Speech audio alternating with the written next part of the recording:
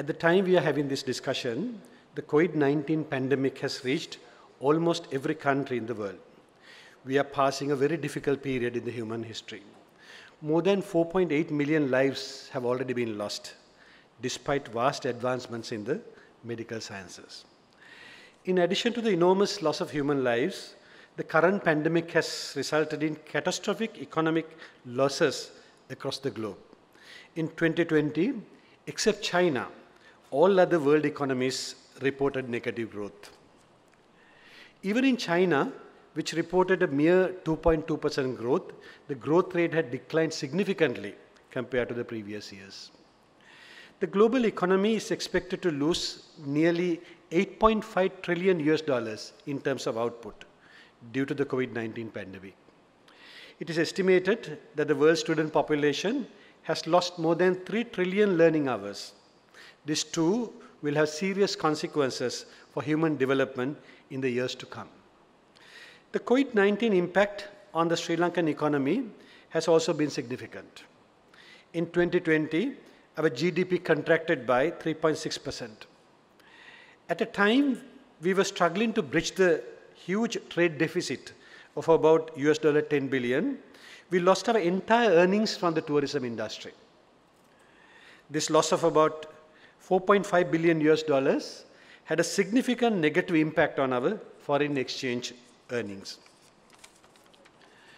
To make matters worse, during 2020 and 2021, we had to settle foreign loans of over $11 billion, draining our reserves down to $3.5 billion. It is a commonly known fact that the country has been facing a significant debt situation over the last several years.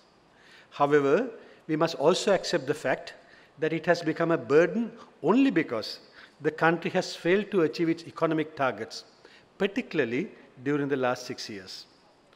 During the 2005-2014 period, our economy has grown from $20 billion to $80 billion.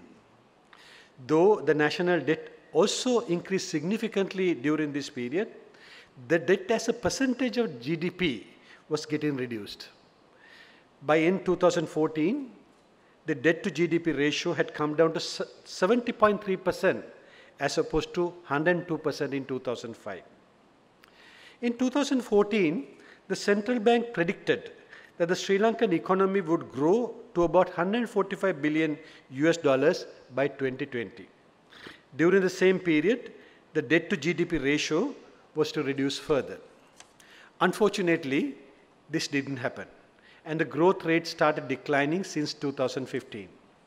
Over the next 5 years, we had a modest growth of only about $3 billion in GDP. That too got wiped out due to the corona pandemic, and our GDP of $80 billion in 2020 was almost the same as it was in 2014. Nature has challenged the advancement of mankind throughout the history. Nevertheless, each challenge of this magnitude has made mankind stronger and more scientifically advanced. Therefore, there is no doubt in my mind that we too will overcome this crisis. But the vital question is how fast we can do that and to what level we can step up. Pandemics are not new to the world, and we all know that the bad times will be over soon. Therefore, we must look to the future positively. The good news is that the global economy is expected to bounce back with about 5.4% growth rate next year. We must try and follow suit with right strategies and efficient implementation. Currently, we anticipate an economic growth of about 3.4% in 2021, and we should aim for much higher GDP growth for 2022. However, the slow global recovery, coupled with continued trade restrictions and the high debt burden, will continue to affect our growth targets. We are fortunate as a country to have a strong government facing a crisis of this scale. If we had a weak government, the situation would have been drastically different. Today, the government is in control of the crisis situation and fully focused in finding solutions for a fast economic recovery. Like any forward-looking government, we understand the need for strong infrastructure to support the economic growth. Therefore, even during the pandemic, government continued its investments for the future. All planned infrastructure development projects in highways, roads, electricity, water supply, telecommunication, housing, irrigation, etc. continued without any disruptions.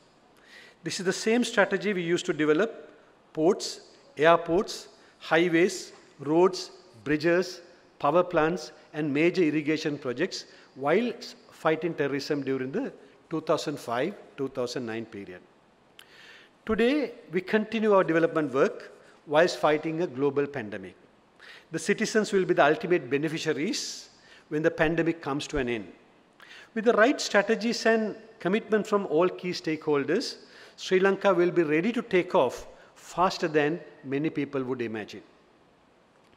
Currently, we are ranked quite high in the vaccination programs worldwide. In executing the vaccination program, the government had to face severe challenges of financing and sourcing. On one hand, the country was facing a forex crisis, and on the other hand, there was an unprecedented demand for vaccination globally, driving the costs high. Yet, we have been able to vaccinate almost 70% of our population by now. The fast recovery from an average 5,000 infections and 200 deaths a day to the current low figures is a result of effective healthcare coupled with the rapid vaccination drive. Overall, the government has demonstrated that it has the ability to handle the crisis effectively.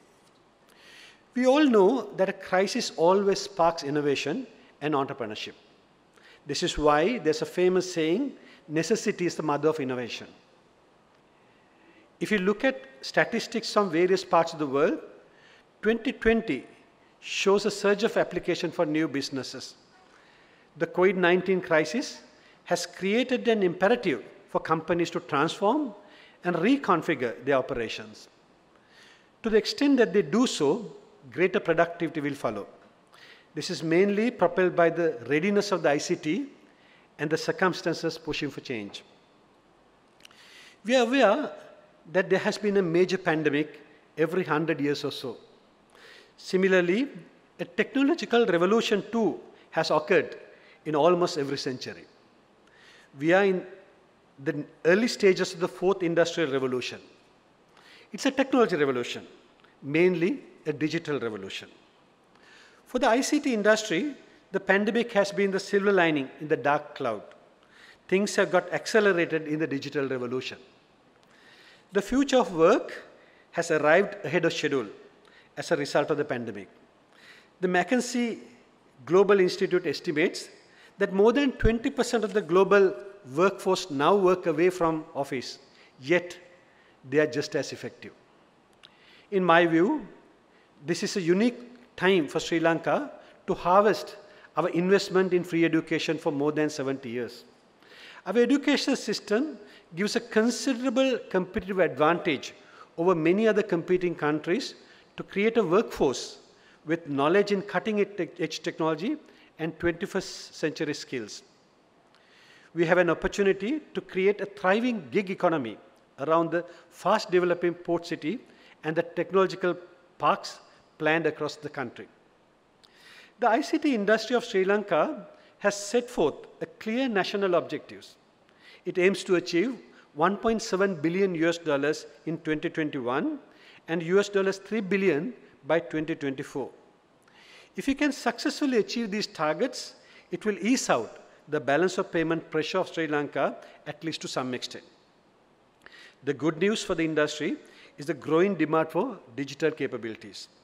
New technologies are transforming many industries, particularly agriculture, education, healthcare, and manufacturing sectors are being transformed with new technological innovations.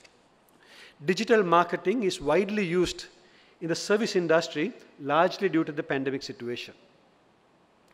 Perhaps if we get the act right and play an active role in the global digital transformation, we could exceed targets and contribute more to ease the foreign exchange deficit.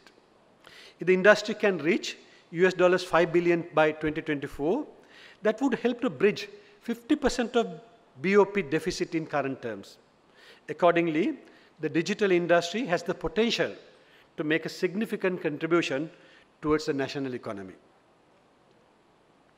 My appeal to CEOs is to seriously look at new investment opportunities in digitalization.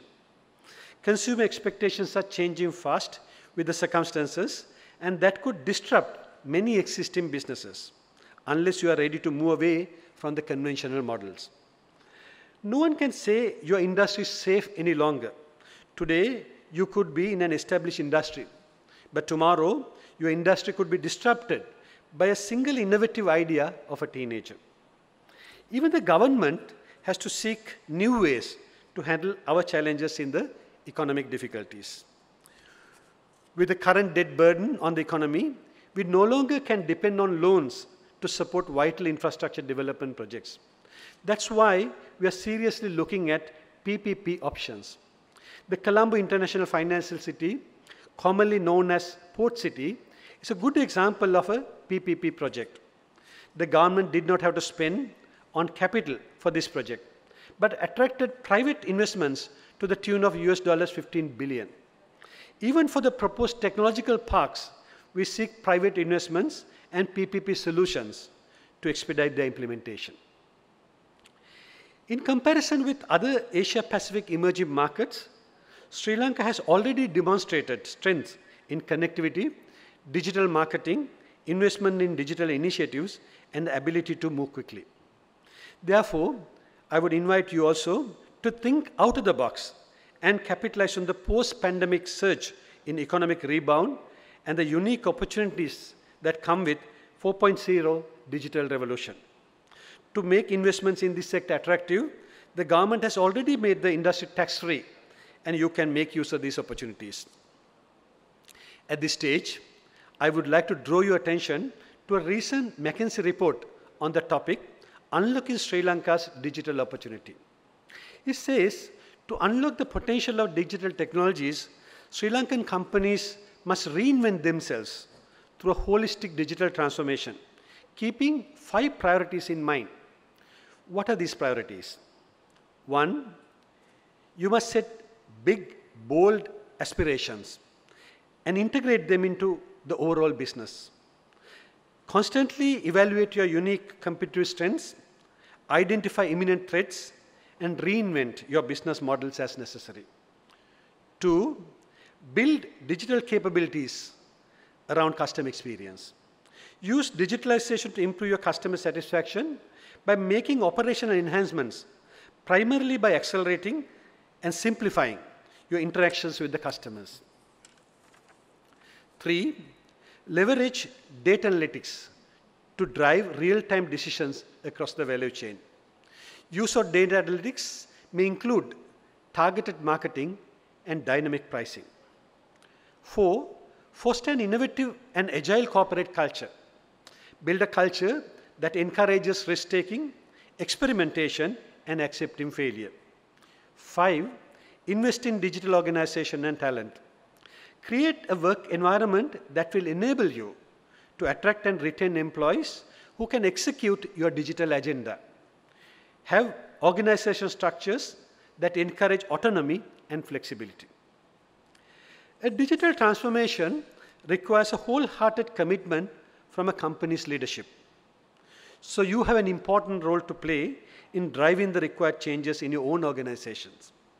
If you don't see the future unfolding and remain inactive, your companies can get adversely affected by sudden market changes. On the other hand, moving quickly and becoming a leader in the digital transformation will dramatically increase your revenue potential and the returns to the stakeholders. In conclusion, I like to point out that the Computer Society of Sri Lanka also has a special responsibility to influence both policymakers and the industry stakeholders. You must drive the necessary reforms so that we don't miss the opportunities created by the 4th industrial revolution. I'm happy to see that you're already moving in the right direction and congratulate you on your achievements thus far.